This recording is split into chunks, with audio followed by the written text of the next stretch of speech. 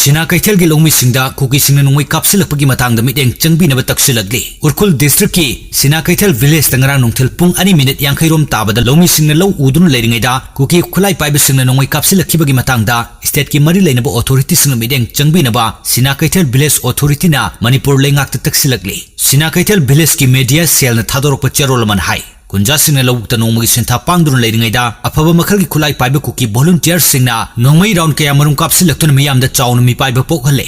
Micham miyam maru oina loumisingda atamnana attack chatharakibagi thong adu human rights khongaunabga loinana pangdabagi thongni. Handak marak Sina Kaitel village ta matawasumna kunja singda toina nongmei kapsillakhre thong chathari. February 19 dasu Kuki militant singna reserve forest area mai thabaga loinana khulgi ahal ama faduna puki hairi. Amaromda Kuki nupi ama tingpibung amadi Lapland village ki lona balabukta ot naibigi thong chathaki haina kohorna claim torkibadu yumpham yaudabani haina Sina Kaitel village authority na phongdorkle. Kuki militant singna Luther Range mai tharambagi tension wangna leiringi marakta yumpham yaudaba maral sijilakpasi yaning de hairi.